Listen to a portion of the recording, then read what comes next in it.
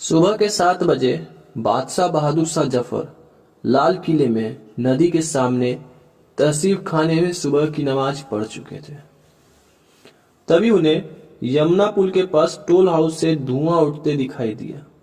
उन्होंने फौरन इसका कारण जानने के लिए अपना हरकारा वहां भेजा और प्रधानमंत्री हकीम अहसनुल्लाह खान और किले की सुरक्षा के लिए जिम्मेदार कैप्टन डगलस को तुरंत तलब कर दिया गया। हरकारे ने आकर बताया कि अंग्रेजी सेना की वर्दी में कुछ भारतीय सवार नंगी तलवारों के साथ यमुना पुल पार कर चुके हैं और उन्होंने नदी के पूर्वी किनारे पर बने टोल हाउस में आग लगाकर उसे लूट लिया है। ये सुनते ही बहादुर शाह ने शहर और किले के सारे दरवाजे बंद करने का हुक्म दे दिया। लेकिन इस सब के बावजूद 4 बजे के आसपास इन बागियों के नेता ने बादशाह को संदेश भिजवाया कि वे उनसे मिलना चाहते हैं। वो दीवाने खास में अहाते में जमा हो गए और हवा में अपनी बंदूकें और पिस्तौलें दागने लगे। दिल्ली के उस समय के रईस अब्दुल लतीफ ने 11 मई 1857 के अपने रोजनामाचे में लिखा, बादशाह की हालत वही थी जो शतरंज के बिसात पर सह दिए जाने वाले बादशाह की होती है। बहुत देर चुप रहने के बाद बहादुर शाह जफर ने कहा, मेरे जैसे बुजुर्ग आदमी की इतनी बेइज्जती क्यों की जा रही है? इस शोर की क्या वजह है? हमारी जिंदगी का सूरज पहले ही अपनी शाम तक पहुंच चुका है। ये हमारी जिंदगी के आखिरी दिन है। इन दिनों हम सिर्फ तन्हाई चाहते हैं। इस घटनाक्रम का एक और विवरण चार्ल्स मेटकॉफ ने अपनी किताब टू नेशंस नैरेटिव में दिया है। मेटकॉफ लिखते हैं, एहसानुल्लाह खान ने उन सिपाहियों से कहा, आप अंग्रेजों के लिए काम करते रहे हैं और हर महीने एक बंधी हुई तनख्वाह पाने के आदी रहे हैं। बादशाह के पास कोई खजाना नहीं है, वो कहां से आपकी तनख्वाह देंगे? तो सिपाहियों ने जवाब दिया, हम पूरे मुल्क का पैसा आपके खजाने में ले आएंगे। जफर ने कहा, हमारे पास ना तो फौजी है, ना ही हथियार और ना ही पैसा। उन्होंने कहा, हमें सिर्फ आपकी रहमत चाहिए, हम आपके लिए सब कुछ ले आएंगे। जफर थोड़ी देर चुप रहे। फौरन फैसला ना ले पाना उनकी शख्सियत का सबसे बड़ा नुक्स था। लेकिन उस दिन जफर ने फैसला लेने में देर नहीं की और हाँ कर दी। वो एक कुर्सी पर बैठ गए और सभी सिपाहियों ने बारी बारी से आकर उनके सामने सिर झुकाया और उन्होंने उनके सिर पर अपना हाथ रखा। कुछ सिपाहियों ने किले के कुछ कमरों को अपनी रिहाइश गाह बना लिया और कुछ ने तो दीवाने आम में अपना बिस्तर बिछा दिए। बादशाह ना तो इतने बड़े लश्कर को काबू में रख सकते थे और ना ही उनका इंतजाम कर सकते थे, लिहाजा वो खुद लश्कर के काबू में आ गए। अगले दिन बादशाह ने अपना बेहतरीन लिबास पहना। एक पुराने चांदी के सिंहासन को झाड़ पोंछ कर बाहर निकाला गया। उन्होंने कुछ सैनिक अफसरों और रईसों को बादशाह की तरफ से खिताब दिए। बादशाह के नाम से सिक्के ढाले जाने लगे और फिर एक बड़ी तोप के दागे जाने की आवाज सुनाई पड़ी। इस विद्रोह की शुरुआत हुई थी 10 मई 1857 को मेरठ से, जब बंगाल के कुछ सिपाहियों ने बगावत कर दिल्ली की तरफ कूच किया था। 1857 की घटनाओं पर खासा काम कर चुकी मशहूर इतिहासकार राना सखवी कहती है, उस जमाने में इनफील्ड राइफलें आती थी जिनके कारतूसों को दांत से काटकर उनमें लगाना पड़ता था। उन दिनों ये अफवाह फैल गई थी कि इनमें गाय और सुअरों की चर्बी लगाई गई है, लिहाजा मुसलमान भी इन्हें छूने से कतरा रहे थे और हिंदू भी। लेकिन इसके अलावा और भी कारण थे जिससे सैनिकों में असंतोष पनप रहा था। इन लोगों को लड़ाई के लिए विदेशों में यानी समुद्र पार भेजा जा रहा था। ब्राह्मणों में मान्यता थी कि अगर उन्होंने किसी समुद्र को पार कर लिया तो उनका धर्म खत्म हो जाता है। इसको प्रमोशन नहीं मिलते थे। भारतीय सैनिक सूबेदार के पद से ऊपर नहीं जा सकते थे। इन भारतीय सैनिकों ने अपने ब्रिटिश अफसरों को मार दिया और 44 मील दूर दिल्ली की तरफ बढ़ गए। शुरुआत में दिल्ली वासियों ने बाहें फैलाकर इन बागियों का स्वागत नहीं किया, बल्कि कुछ हलकों में और यहां तक कि बहादुर शाह के नजदीकी लोगों ने इसका विरोध भी किया। ये बागी बादशाह के सामने भी पर्याप्त सम्मान से पेश नहीं आते थे और बात बात पर दरबार के कायदे कानून तोड़ते थे। दरबार के लोगों को आपत्ति थी कि वे दरबार में घुसने से पहले अपने जूते नहीं उतारते थे और बहादुर शाह के सामने भी हथियार लेकर चलते थे। जाने माने इतिहासकार और मशहूर पुस्तक बिसीज्ड 1857 वॉइसेस फ्रॉम दिल्ली के लेखक महमूद फारूकी बताते हैं, दिल्ली के लोग बहुत नाराज थे, लेकिन इनका ये मतलब नहीं था कि वे अंग्रेजों के खिलाफ लड़ाई में भाग नहीं लेना चाहते, लेकिन अंग्रेजों के खिलाफ लड़ाई हर कोई अपने हिसाब से लड़ना चाहता था। ठीक है, वो हरगिज नहीं चाहता था कि अंग्रेजों के खिलाफ लड़ाई में 40 सिपाही आपके घर के ऊपर आकर बैठ जाएं। जब महात्मा गांधी और भगत सिंह के जमाने में भी आजादी की लड़ाई लड़ी जा रही थी, तब भी ये लोग नहीं चाहते थे कि उनके घर पर कोई आंच आ जाए या पुलिस उनके घर पर आ धमके। ये बात 1857 पर भी लागू होती थी। कहा जाता है कि इन घटनाओं ने दिल्ली वासियों के जीवन में भारी उथल पुथल मचा दी थी, लेकिन फारूकी का मानना है कि तमाम उथल पुथल के बावजूद व्यवस्था पहले की तरह कायम थी। फारूकी कहते हैं, 1857 के बारे में कहा जाता है कि भारतीय समाज में एकता नहीं थी, हर जगह अराजकता फैली हुई थी, सिपाहियों में कोई अनुशासन नहीं था। लेकिन मैंने अपनी किताब में यही बात सामने रखने की कोशिश की और ऐसा हरगिज नहीं था। लेकिन जाहिर सी बात है कि 1.5 लाख आबादी वाले शहर में अगर 30,000 सैनिक आ जाएंगे तो कुछ ना कुछ अव्यवस्था तो फैलेगी।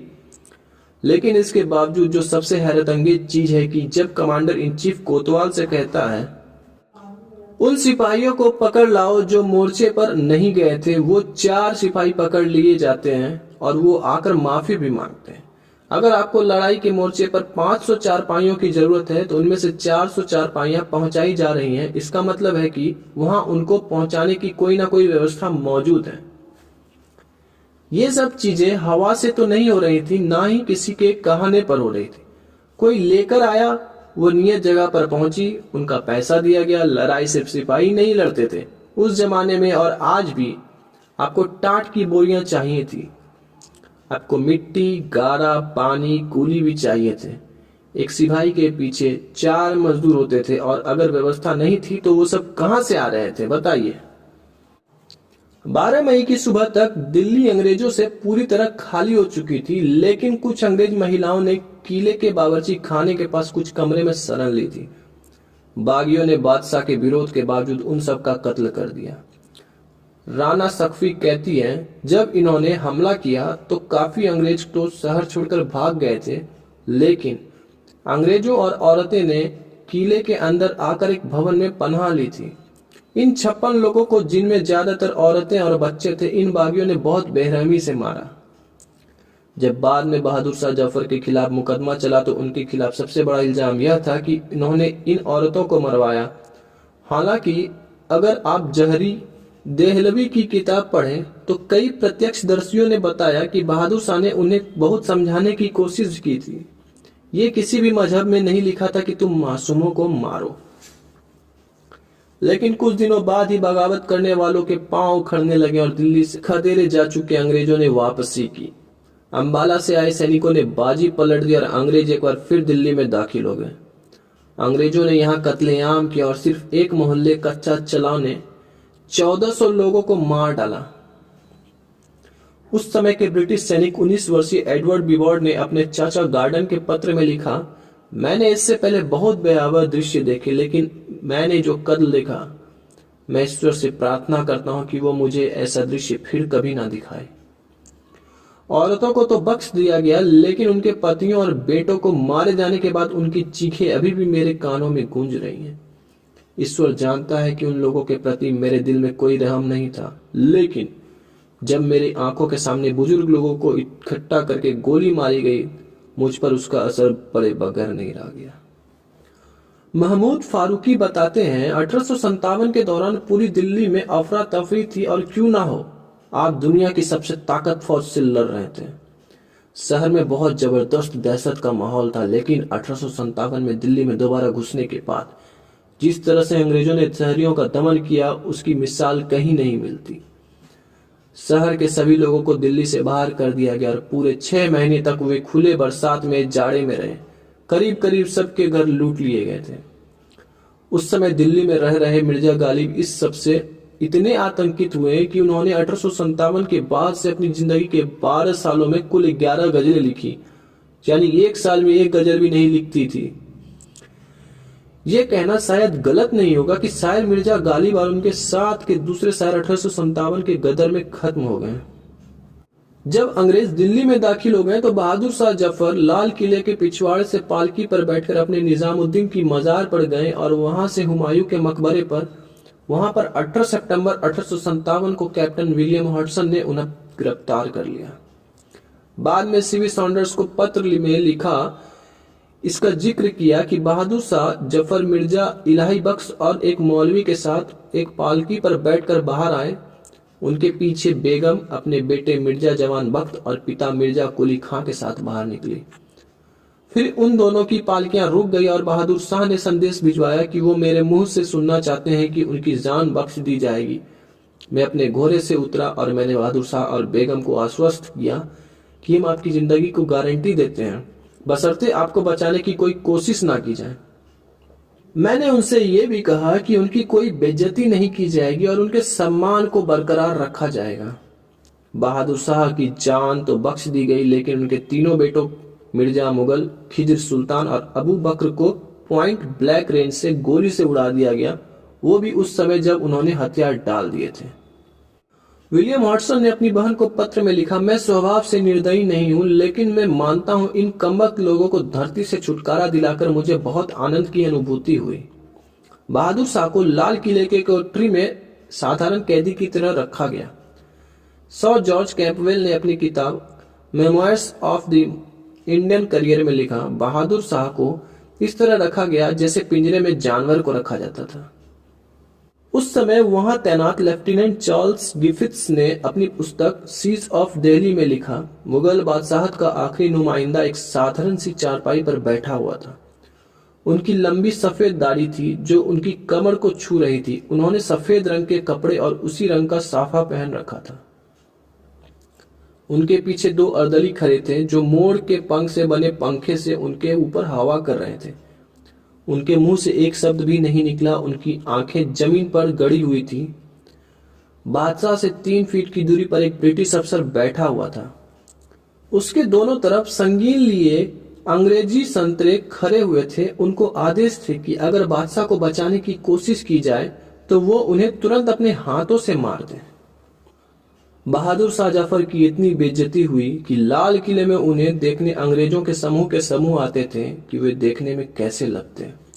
महमूद फारूकी बताते हैं, अंग्रेज सैलानी जैसे लाल किले को देखने आते हैं वैसे उनकी कोठरी में आकर देखते थे कि बहादुर शाह जफर कैसे लगते हैं। जिस बादशाह हिंदुस्तान का दिल्ली में यह हाल था, जाहिर है उन्होंने अपनी जिंदगी के बाकी साल अपनी मौत के इंतजार में ही गुजारे। दिल्ली से उनको रंगून भेजा गया और उसी के आसपास बर्मा के बादशाह को भारत भेजा गया, रत्नागिरी में। आखिर में बहादुर शाह जफर ने बिल्कुल ठीक ही लिखा, कितना बदनसीब है ये जफर, दफन के लिए 2 गज जमीन भी ना मिली। 7 नवंबर 1862 को रंगून के एक जेल नुमा घर में 87 साल के एक बुजुर्ग की लाश को कुछ ब्रिटिश सैनिक कंधा देकर जेल के ही प्रांगण में पहले से ही खोदी गई एक कब्र के पास ले गए। उस लाश के साथ मरने वालों के 2 बेटे और एक बड़ी दाढ़ी वाले मौलवी चल रहे थे। किसी महिला को उस जनाजे में शामिल होने की इजाजत नहीं दी गई। बाजार के कुछ लोगों को इसके बारे में भनक लग गई। वे जनाजे की तरफ बढ़े, लेकिन हथियारबंद सैनिकों ने उन्हें आसपास आने भी नहीं दिया। अंग्रेजों ने लाश को कब्र में डालने से पहले उस पर चूने का छिड़काव किया ताकि लाश बहुत जल्दी गलकर मिट्टी में मिल जाए। 1 सप्ताह बाद ब्रिटिश कमिश्नर H.N. डेविस ने लंदन भेजी गई अपनी रिपोर्ट में लिखा, उसके बाद मैं बचे हुए राजकीय बंदियों की खबर लेने उनके निवास पर गया था। सब ठीक हालत में थे। किसी पर भी बुजुर्गवार की मौत का कोई असर नहीं पड़ा। उनकी मौत गले में फाजिल गिर जाने की वजह से हुई थी। दफन किए जाने की सुबह 5 बजे उनका इंतकाल हुआ था। उनकी कब्र के चारों तरफ बांस की एक बड़ी बाड़ बना दी गई। जब तक ये बाढ़ नष्ट होगी वहां पर घास निकलकर पूरे इलाके को ढक लेगी और किसी को पता भी नहीं चलेगा कि आखिर मुगल बादशाह कहां पर दफन हुए थे।